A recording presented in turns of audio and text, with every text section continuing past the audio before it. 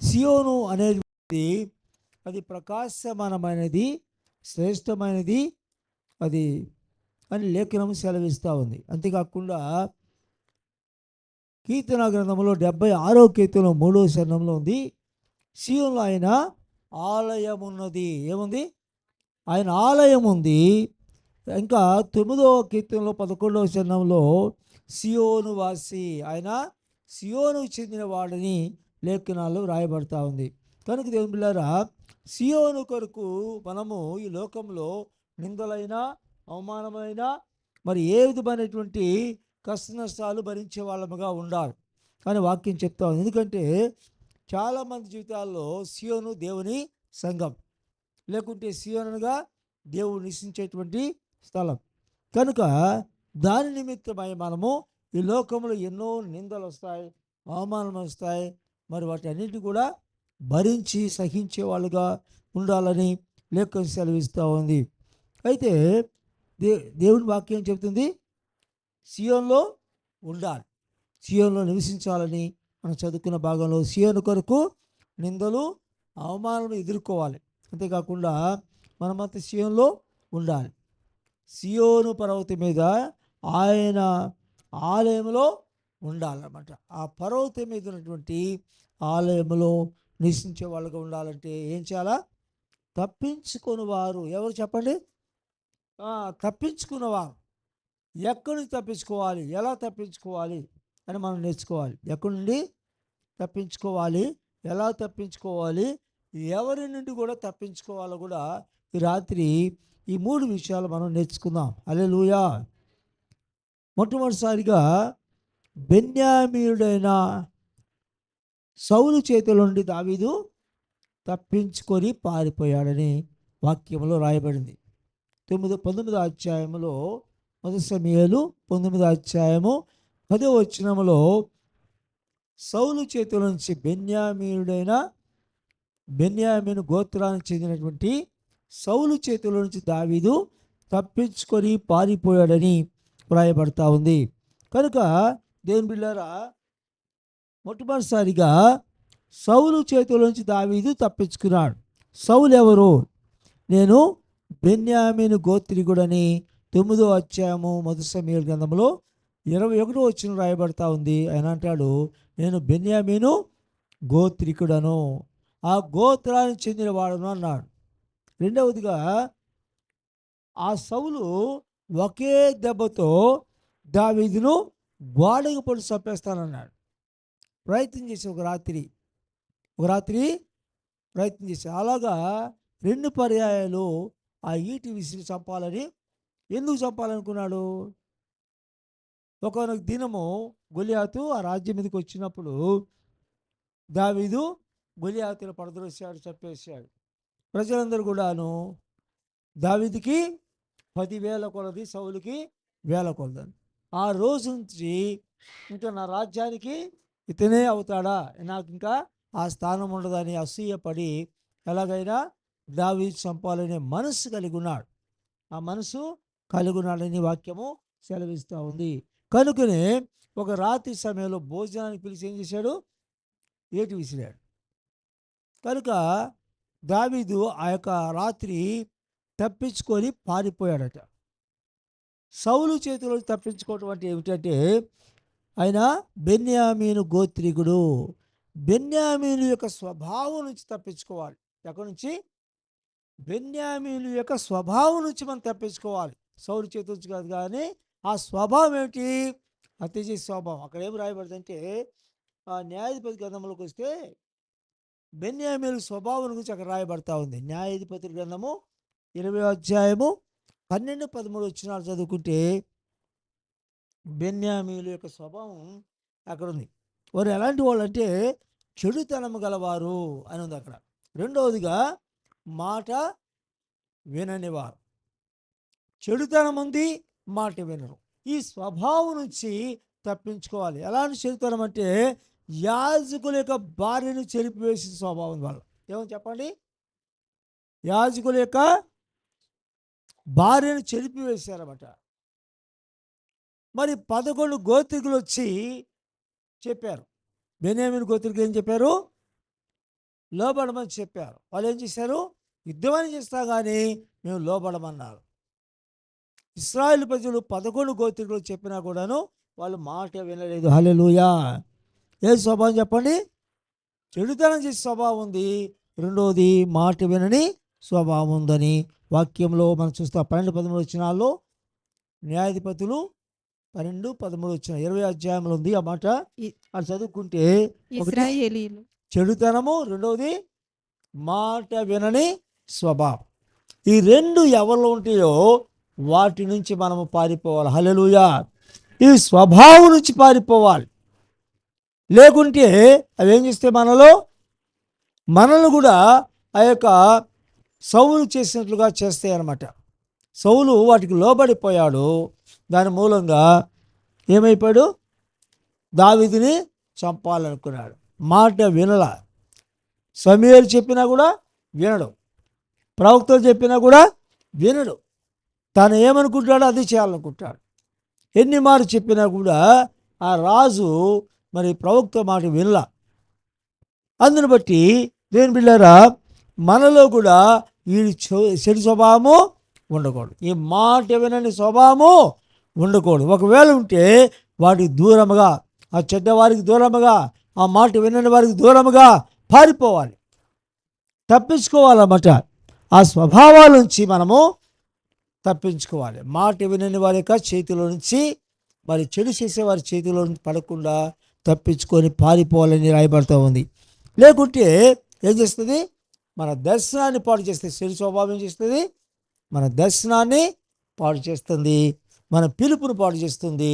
మనము దేవుని యొక్క ఆ యొక్క ఉన్నతమైన స్థలంలోకి చేరకుండా అడ్డగిస్తుందని వాక్యం సెలవిస్తూ ఉంది. ఇర్మియా గ్రంథంలో ఒక మాట చదువుకుందాము. చూడండి, ఇర్మియా ప్రవచన గ్రంథము 4వ అధ్యాయంలో ఉంది.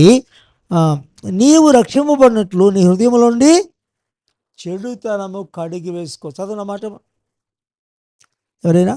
ఇర్మియా గ్రంథము 4వ అధ్యాయం 14 వచనం. యెరూషలేమా, నీవు రక్షింపబడినట్లు నీ హృదయములో నుండి చెడుతనము కడిగి వేసుకో. చేయాలి? మనము కడిగి వేసుకోవాలట. ఏముంది హృదయంలో? చెడుతనం ఉంది. ఈ చెడుతనం ఉంటే నువ్వు సియోను కొండకు చేరలేవు, ఆ ఆలయంలో ప్రవేశించలేవు. కనుక ఈ చెడుతనము కడిగి వేసుకొని దాన్ని చిక్కకుండా, దానికి లోబడకుండా, దాని నుంచి దూరముగా పారిపోవాలి అని మనము లేఖనాల్లో నేర్చుకుంటున్నాం. దావీదు అంటాడు, నా అంతరంగంలో శుద్ధ హృదయము కలుగు చేయి ప్రభువా, నాకు మునుపటి స్థితిని నాకు దయచేయి ప్రభు అని దేవుని దగ్గర మొరపెట్టాడని వాక్యం చెప్తా ఉంది. కనుక దావీదు ఏం చేశాడయ్యా అంటే పారిపోయాడు.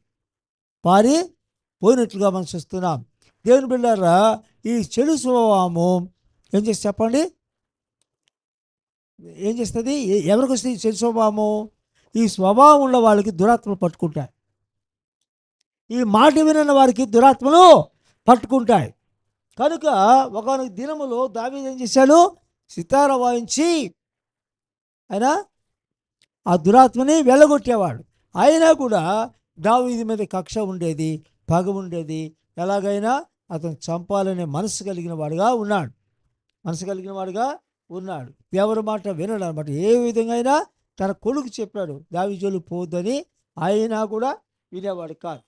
ఈ విధంగా ప్రవక్తలు చెప్పినా కూడా వినేవాడు కాదనమాట. చూడండి, ఆ ముందు వచ్చేసి చదువుకుంటే అక్కడ మనము 18వ అధ్యాయంలో 7-9 వచ్చాము. మొదటి సమయంలో 18వ అధ్యాయంలో చూడండి, అక్కడ రాయబడతా ఉంది. 7వ వచనము 9వ వచనం. ఆ స్త్రీలు గాన ప్రతిగానములు చేయుచు వాయించుచు 19వ అధ్యాయం 10కి ముందు చదవండి.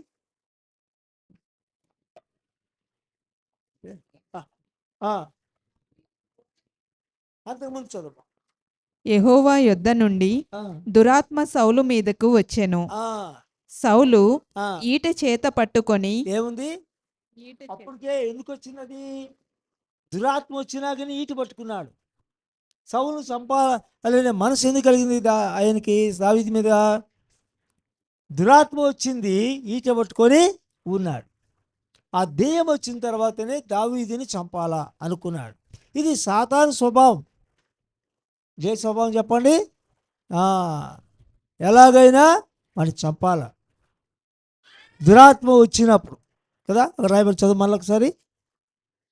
ఈట చేత పట్టుకొని ఇంట కూర్చుండి ఉండెను. దావీదు సితార వాయించుచుండగా సౌలు ఒకే దెబ్బతో దావీదును గోడకు పొడుచుదునన్న తాత్పర్యము గలిగి ఈట విసిరెను. చూడండి, లోపలేముంది? దురాత్మ పట్టి ఉన్నాడు. ఎందుకు వచ్చిందంటే ఒక అసూయ కలిగింది.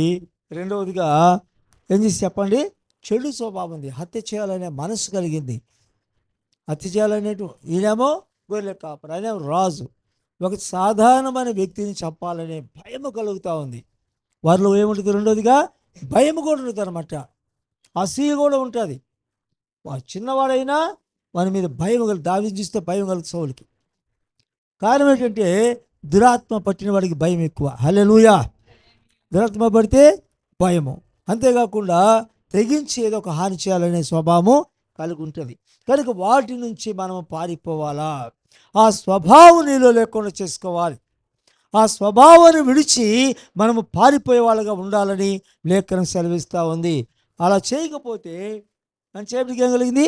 ఎలాగైనా చంపాలి, ఎలాగైనా హత్య చేయాలి, దావీదు రాజ్యంలో లేకుండా చేయాలని ఆ మనసు ఎప్పుడైతే తనలో బలపడతా వచ్చిందో ఆ దురాత్మ కూడా అతను స్థిరపడతా వచ్చింది. అతను ప్రవచిస్తున్నాడు, మరి ఆ ప్రవక్తతో ఉన్నాడు, అనేక ప్రవచనాలు చెప్పినట్టుగా లేఖనాల్లో ఉంది. అయినప్పటికీ కూడా ఎలా ప్రవచించి చెప్పండి? ప్రవక్తలకి ఏముంటుంది?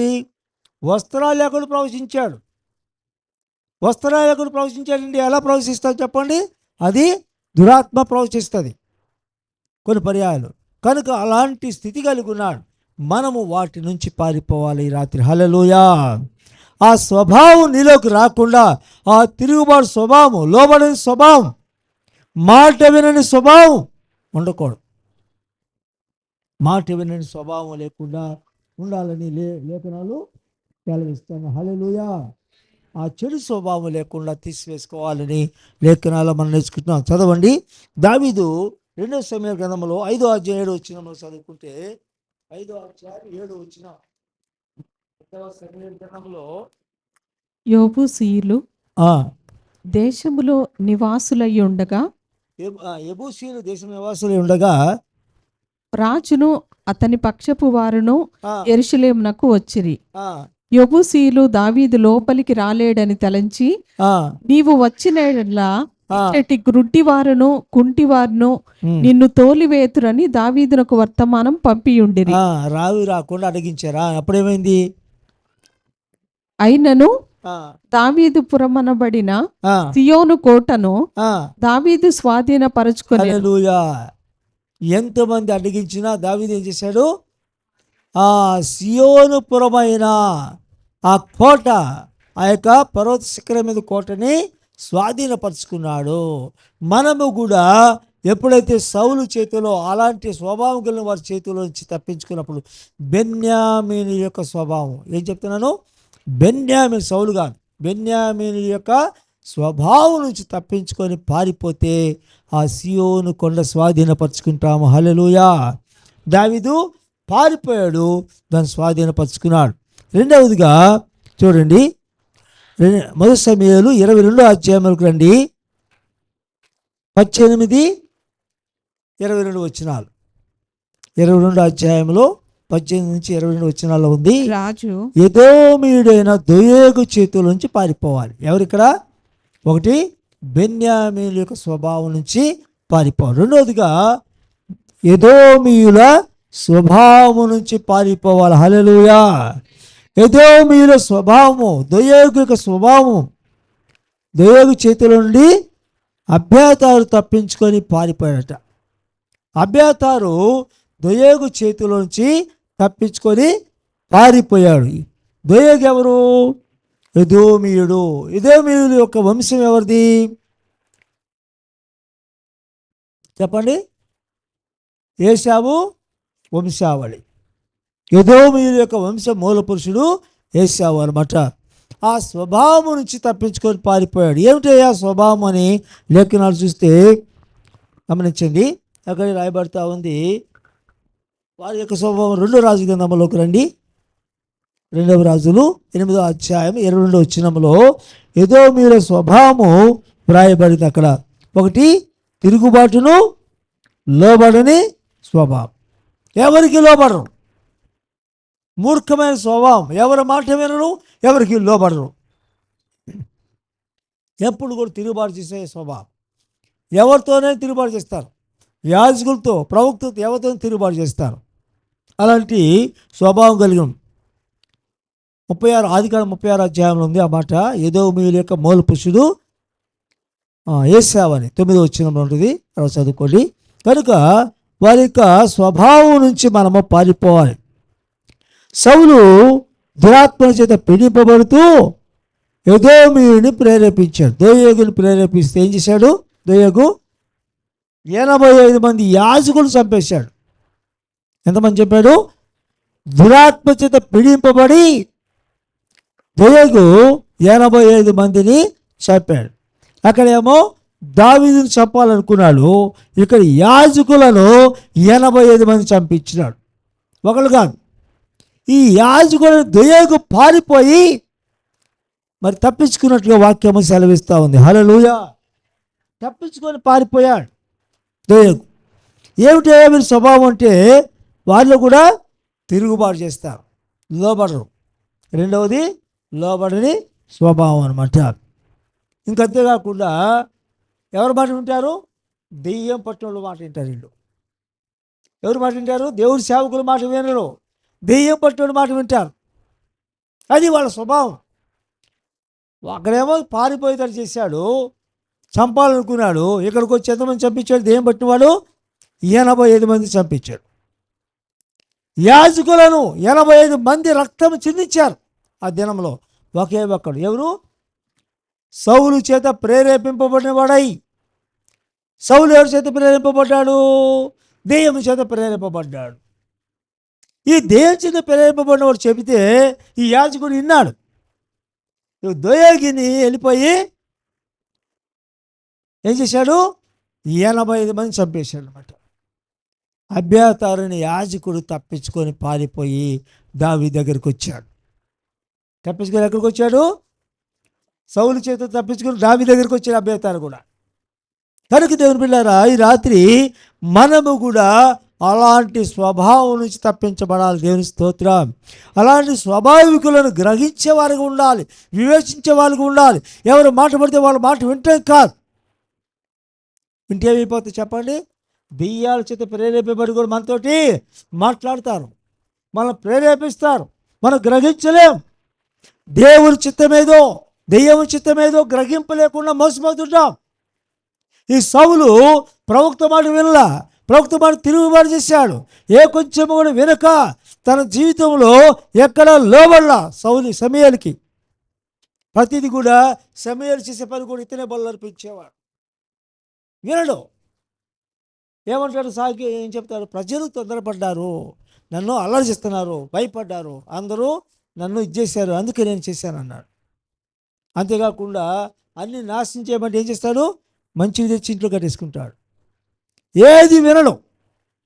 ఎక్కడ కూడా ఈ సౌలేమో దెయ్యములు పట్టి వాడి చేత ప్రేరేపబడి దేవుని యాజకులను చంపించడానికి ప్రేరేపించబడితే ఏం చేసి దేవుడికి ఏం చేశాడు చెప్పండి? పోయి 85 మంది చంపేశాడు. అందుకే బైబిల్ ఒక మాట రాయబడతా ఉంది, ఆ మాట చదువుదాము. చూడండి, వాళ్ళకి ఏముంటుంది అంటారు? 78 కీర్తనలోకి రండి, 7వ శరణం చదువుకుందాం.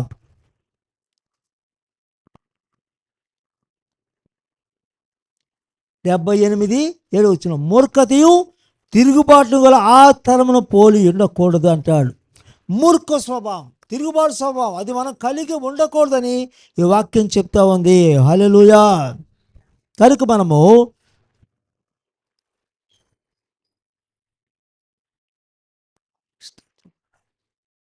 మనము వాటి స్వభావం నుంచి, ఆ మూర్ఖ స్థితి నుంచి తప్పించుకోవాలి.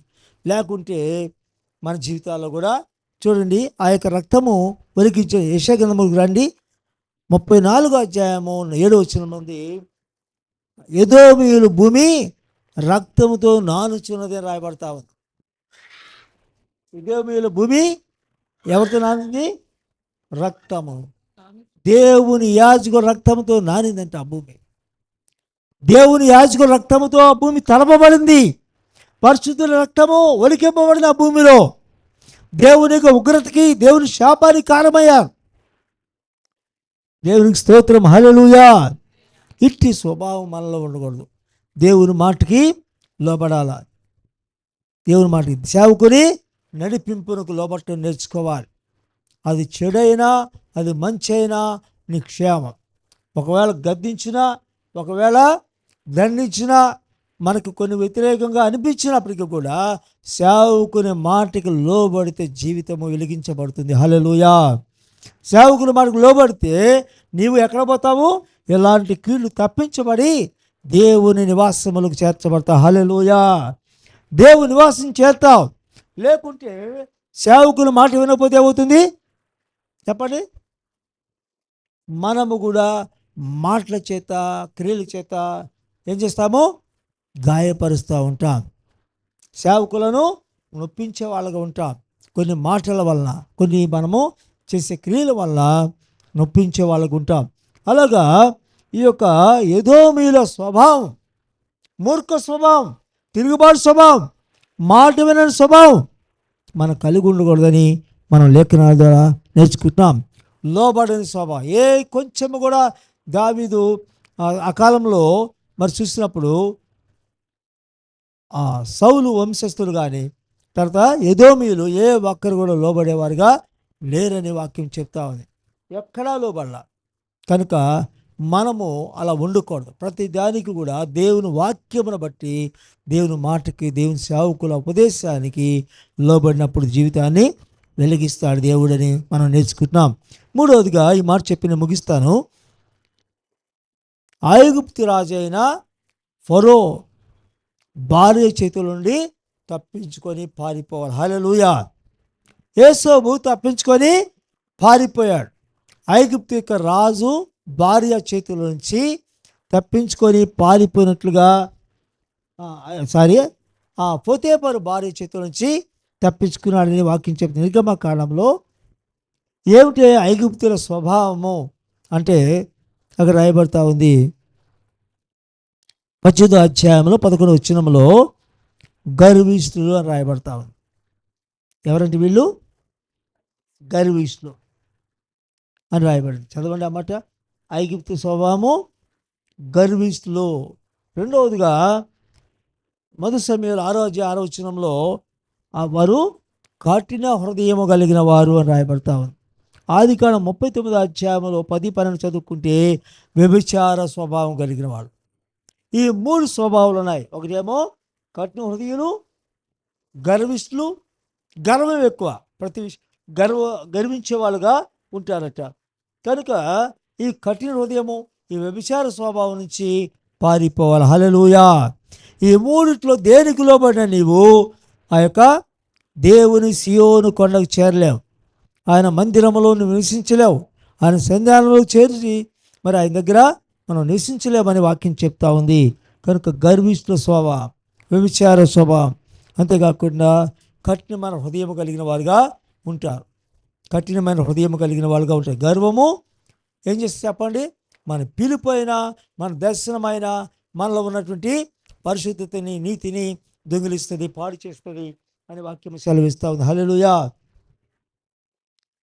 కనుక హోషేయ గ్రంథంలో 13వ అధ్యాయంలో ఒక మాట చదివి నేను సేవకులకు అప్పగిస్తాను.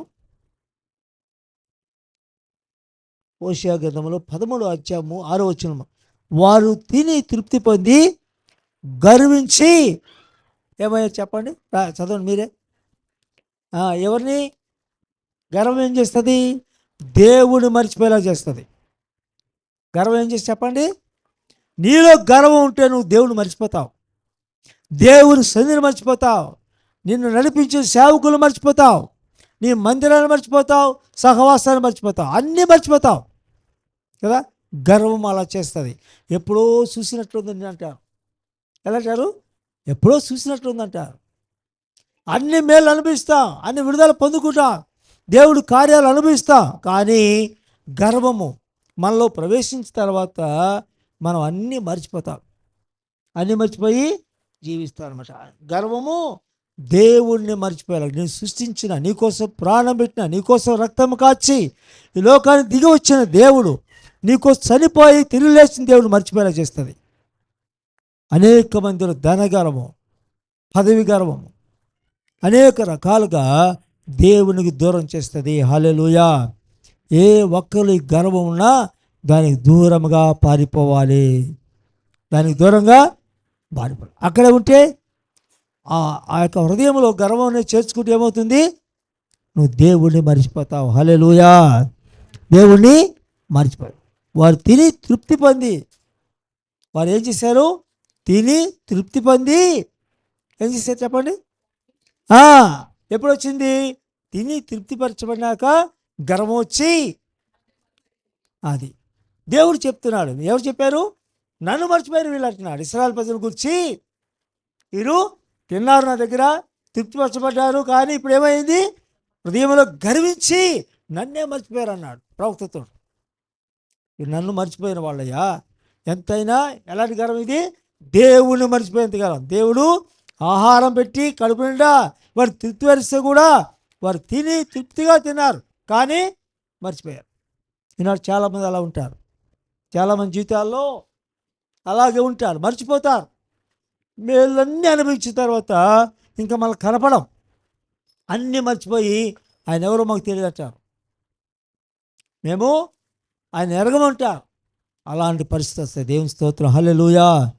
కనుక దేవుని బిడ్డలారా, ఈ రాత్రి సమయంలో మరి నూతన సంవత్సరాలు అడుగుపెట్టిపోతున్నాం మనం. ఇంకా 2 నెలల్లో మన జీవితాల్లో ఈ స్వభావం ఉండకూడదు. ఎలాంటి స్వభావములు తీసివేసుకొని దేవుని ఎల్లప్పుడూ కూడా విడువక ఎడబాయిక మరవని వారిగా ఉండాలి. మనం నడిపించే దైవజనులను, మనకు ఉపదేశించే వారిని మర్చిపోకూడదని వాక్యంలో నేర్చుకుంటున్నాం. వాళ్ళు అలాగే లేరన్నమాట. రాయబడతా ఉంది యెహెజ్కేలు గ్రంథంలో 28వ అధ్యాయంలో రాయబడింది, వారు వర్తకం చేసి తూరు అధిపతులు గర్విష్ఠులు అని రాయబడతాయి. ఏమి చెప్పండి? వారి అధిపతులు, తూరు అధిపతులు గర్విష్ఠులు అట.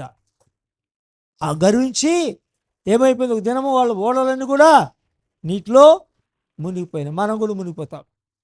ఈ గర్వం మనల్ని ఏం చేస్తుంది? ముంచేస్తుంది. ఇక బయటికి రాకుండా ఈ లోకమని సముద్రంలో ముంచివేస్తుంది. మనం బయటికి రాలేం. కనుక దేవుని బిడ్డలారా, ఈ రాత్రికాల సమయంలో ఈ చిన్న మాటలు మనం జ్ఞాపకం చేసుకుందాం. కొద్ది మాటలు మనము జ్ఞాపకం చేసుకుందాం. ఈ వ్యభిచార స్వభావం, గర్విష్ట స్వభావం నుంచి, ఐగుప్తు యొక్క స్వభావం మనలో ఉండకూడదని వాక్యం మనం నేర్చుకుంటున్న కఠినమైన హృదయం. ఎంత చెప్పినా మాట లోపలికి పోదు. ఎందుకని? హృదయము బండబారిన కఠినమైన హృదయం. కఠినపరుచుకుంటారు తప్ప దేవుని వాక్యంకు లోబడరు. ఎన్ని మాటలు చెప్పినా ఈ లోబడని కఠిన హృదయులు ఉంటారు. అట్టి స్వభావం మనలో ఉండకుండా తీసివేసుకుందాం. ఒకటేమో బెన్యామీను యొక్క స్వభావం నుంచి మనం తప్పించుకోవాలి, చెడుతనం నుంచి, మాట వినని స్వభావం నుంచి. రెండవదిగా అబేతారు ఎదోమీయుల స్వభావం, ఆ స్వభావం నుంచి మనం తప్పించుకోవాలి. వారు తిరుగుబాటు చేశారు, లోబడని స్వభావం. మూడవదిగా యేసోబు జీవితంలో తప్పించుకొని పారిపోయాడు. ఎక్కడి నుంచి? గర్వపు స్వభావం నుంచి, కఠిన స్వభావం నుంచి, వ్యభిచార స్వభావం నుంచి తప్పించుకొని పారిపోయాడు. హల్లెలూయా. ఈ రాత్రి మనం కూడా ఈ స్వభావం నుంచి తప్పించుకొని మనము పారిపోయి దేవుని యొక్క సియోను చేరాలని